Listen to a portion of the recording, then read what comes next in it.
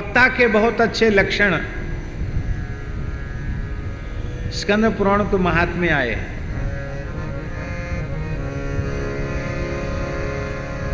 आर्या छंद है महाराज जी, बड़ा प्यारा श्लोक है। वक्ता कैसा होना चाहिए? भगवन मतिरनपेक्षा, भगवन मतिरनपेक्षा, सुहृदो दीने सुसानुकंपो यः, बहुधा बोधन चतुरः, वक्ता सम्मानितो मुनिभिः।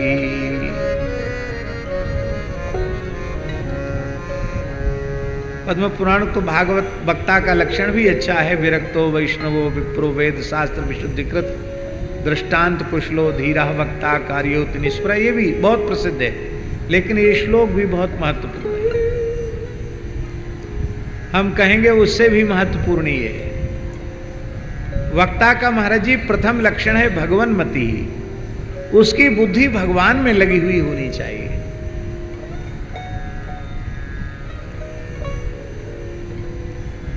हम सब भगवान ने कृपा करके हमको, हम आप सबको अपनी गुणगान, अपने लीला गान की ही सेवा भगवान ने कृपा पूर्वक प्रदान की है। बड़ी विनम्रता से हम निवेदन कर रहे हैं, लंबे समय तक भगवत चरित्रों का गान करने के पश्चात भी, कथा कहने के पश्चात भी कई बार दुर्भाग्य से हम जीवों की बुद्धि भगवान में नहीं लग पाती है। रुपया पैसा में, मान बढ़ाई में, पद प्रतिष्ठा में, ईंट पत्थर में बुद्धि लगी रहती है, भगवान में बुद्धि नहीं लगती।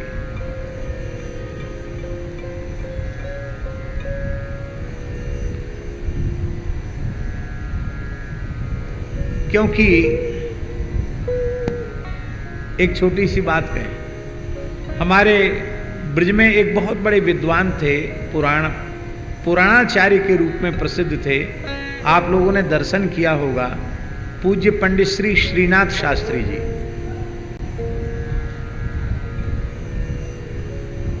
वक्ताओं में वो सबसे वरिष्ठ थे और वस्तुतः पुराणाचार्य शब्द उनके लिए चरितार्थ था। बड़े विद्वान थे, बिना संगीत की कथा कहते थे, बहुत अच्छी शैली थी उनकी। और वो आज जैसे वक्ता वृंदावन में तैयार हो रहे हैं ऐसे वक्ता नहीं थे। काशी में जाकर विधिवत उन्होंने न्याय व्याकरण आदि पढ़ा था, फिर पुराण भी विधिवत पढ़ा था, तब वहाँ से पढ़ करके भी ब्रज में आए। और श्री यमुना जी को 108 मूल पारायण उन्होंने भागवत के सुनाए थे। उनको जो कुछ प्राप्त था वो भगवान के अनुग्रह से प्राप्त था। बड़े वक्ता थे अपने समय के। एक बार पूज्य श्रीनाथ शास्त्री जी हमारे ब्रज की महान विभूति पंडित श्री गया प्रसाद जी महाराज गिरिराज जी वाले बाबा सरकार का दर्शन करने गए। सभी लोग वहाँ जाते ही थे, आप लोगों ने में भी बहुत लोगों ने उनका दर्शन किया होगा। आपने किया है श्री रत्नेश जी पंडित जी महाराज का दर्शन। तो उनका दर्शन करने गए तो पंडित जी से उन्होंने पूछा, जिज्ञासा की कि कृष्ण प्राप्तिकरम सस्वत साधनम तद वदाधुना। और उस साधन के रूप में सूत जी ने भागवत की कथा कही है। तो सस्वत कृष्ण प्राप्ति का साधन श्रीमद् भागवत की कथा है। और हम बचपन से कथा कहते कहते वृद्धावस्था आ गई, हम तो कृष्ण प्राप्ति हुई नहीं, तो इसमें न्यूनता हमारे साधन में कहाँ रह गई?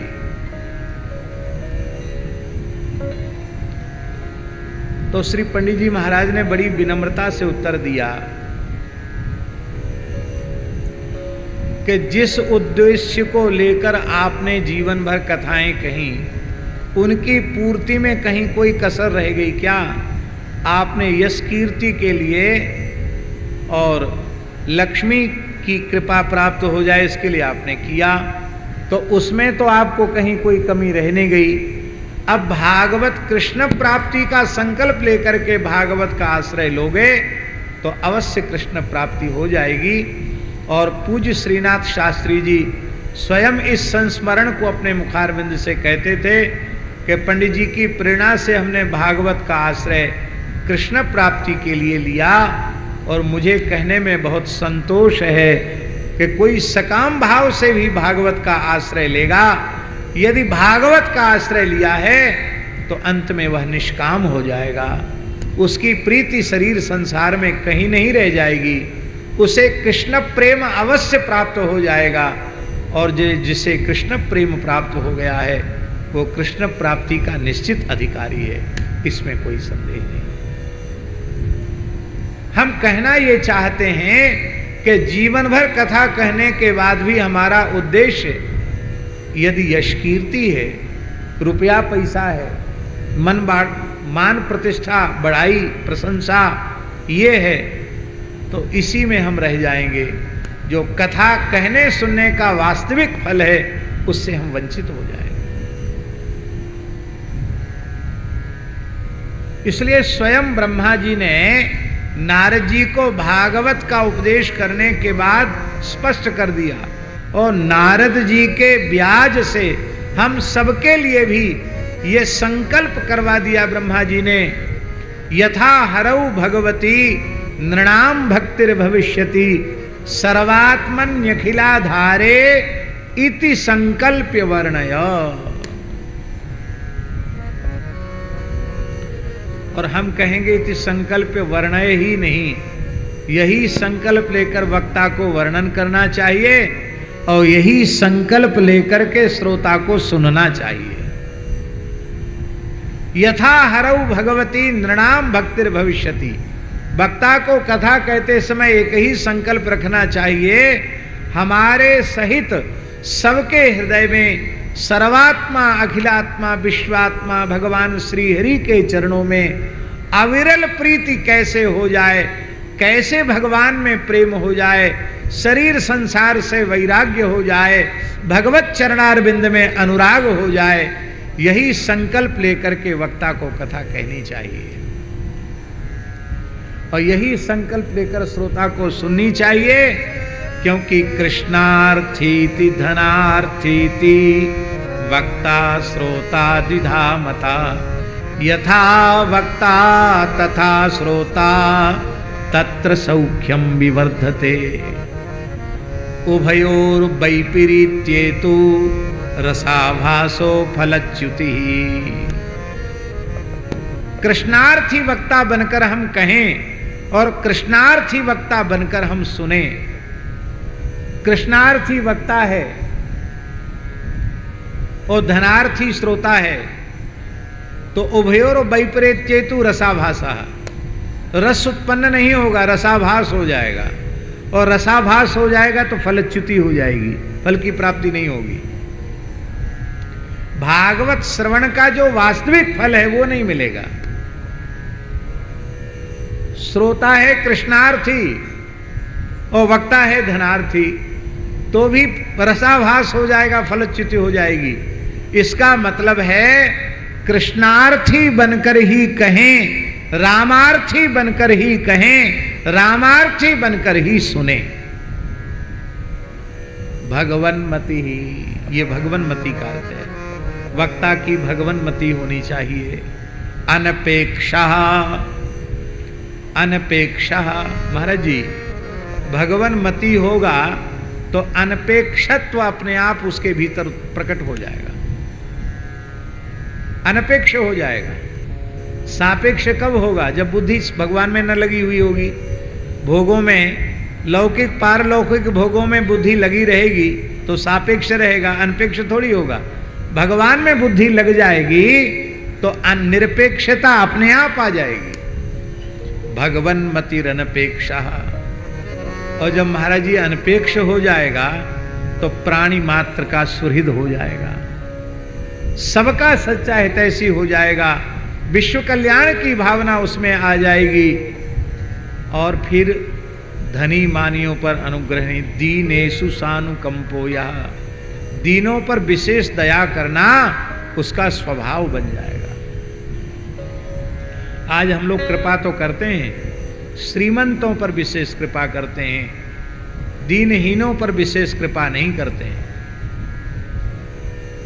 पता नहीं अयोध्या जी में आरंभ हुआ कि नहीं हुआ, हमारे यहाँ तो आरंभ हो गया है।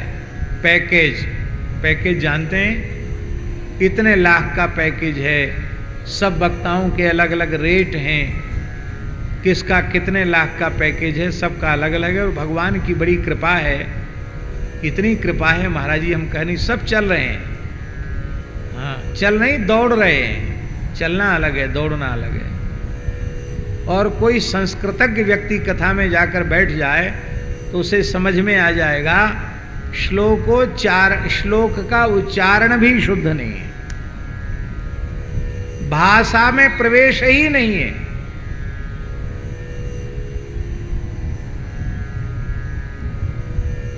स्थिति ऐसी। तो वहां दीने सुसानुकंपो, यह लक्षण कहां से आएगा? दीने सुसानुकंपो। विश्व हिंदू परिषद के अध्यक्ष थे श्रीमान विष्णु हरि डालमिया, बहुत अच्छे बड़े भक्त पुरुष थे। उन्होंने हमारे पूज्य गुरुदेव भक्तमाली जी की कथा निश्चित की दिल्ली में अपने निवास में, काफी समय पहले निश्चित हुई थी। और उसी समय ओरछा क्षेत्र के एक छोटे गांव में एक अत्यंत निर्धन व्यक्ति ने एक पत्र एक पंडित जी के माध्यम से लिख दिया कि मिति इतने से लेके इतने तक हमको भागवत की कथा सुनाने की कृपा करें। तो महाराज जी ने डालमिया जी को पत्र लिख दिया कि आप तो किसी के बहकावे में आकर आपने हमको कथा के लिए आग्रह कर दिया। यहाँ तो नाम बड़े और दर्शन थोड़े हैं, न रंग रूप अच्छा है, न वाणी में उतना बढ़िया लच्छेदार वाणी हम बोलते हैं, सीधी सीधी कथा सुनाते हैं। तो आप लोग संतुष्ट नहीं हो पाएंगे हमारी कथा से। आप बड़े आदमी हो, भारतवर्ष का बड़े से वर्म को छोड़ करके एक गांव में आने जाने का मार्ग व्यय भी स्वयं वहन करते हुए उस गांव में कथा कहने के लिए महाराज जी पहुंचे। बधा नामक गांव में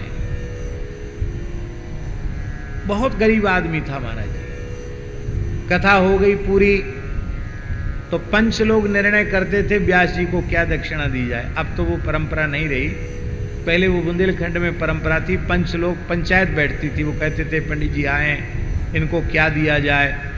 हमारे बामन जी वाले महाराज जी समझते होंगे बुंदेलखंड की विचित्र विचित्र परंपराएं रही हैं।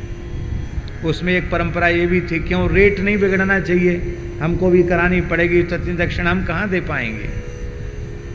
तो पंचों ने पूछा, भगत इतने बड़े महापुरुष आए हैं, क्या दक्षिणा दोगे? उसने कहा महाराज 250 रुपया देने की सामर्थ्य है हमारी, 251 रुपया हम देंगे।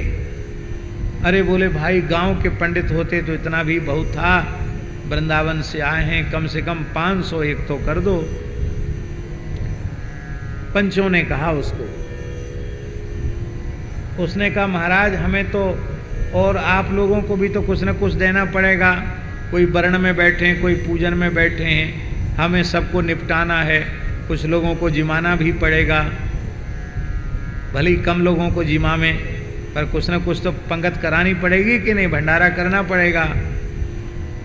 तो अब हमारे पास तो सामर्थ्य नहीं। महाराज जी को खबर पड़ गई, पंचायत बैठी है। तो महाराज जी ने बीच पंचायत से भगत को बुलाया, बोले कहो क्या बात है। सीधा आदमी, उसने सब बात बता दी। महाराज जी ने कहा तुमको लोग बहका रहे हैं, दक्षिणा का 1.25 रुपया होता है, 1.25 रुपया दे देना, कथा पूरी हो गई। कुछ सहयोग भंडारे का चाहिए तो हम कर देंगे तुम्हारा सहयोग। लेकिन बोले नहीं महाराज ऐसा नहीं, पंचों ने कहा है तो पंच परमेश्वर होते हैं, 250 अब देंगे और अगली फसल पर 250 फिर देंगे। बोलो वृंदावन बिहारी। ऐसी ऐसी कथाएं महाराज जी कही उन्होंने। और श्री महाराज ये जो थे डालमिया जी, विष्णु हरि डालमिया जी, वो इतने प्रभावित हुए महाराज जी के पत्र से, उन्होंने कहा जब आपको फुर्सत होगी तब आपसे ही सुनेंगे। फिर महाराज जी ने कथा वहां जाकर सुनाई। वो पत्र उन्होंने हमको महाराज जी का पढ़वाया, डालमिया जी। दीने सुसानुकंपोया, दीनों पर दया करना, ये तभी होगा जब भगवन्मति होगा, अनपेक्ष होगा, सुहृद होगा, तभी दीनों पर सानुकंप होगा। और ऐसे लक्षणों वाला जो वक्ता है वो मनुष्यों के द्वारा नहीं, वक्ता सम्मानितो मुनि भी, वो मुनियों के द्वारा सम्मानित होता है, सम्मान का पात्र होता है। हम भगवान श्री अयोध्यानाथ के चरणों में प्रार्थना करते हैं कि भगवन्मति वक्ता श्रोता बनाने का अनुग्रह वह भगवान कृपा पूर्वक हम सबको प्रदान करें। माई मेरे श्याम लगो संग दो